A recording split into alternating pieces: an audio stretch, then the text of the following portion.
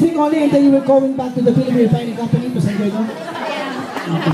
So, how come only faithful and joyful and triumphant?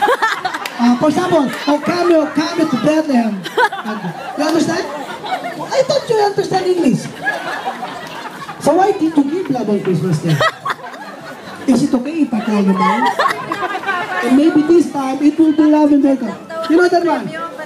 Okay. So what's your name? Sandrine. Okay, and you know that is, because the people being here, sometimes when we touch and the honesty is too much, I rather have to close my eyes. Okay, you know that, lady? That is one of the best movie. Suko.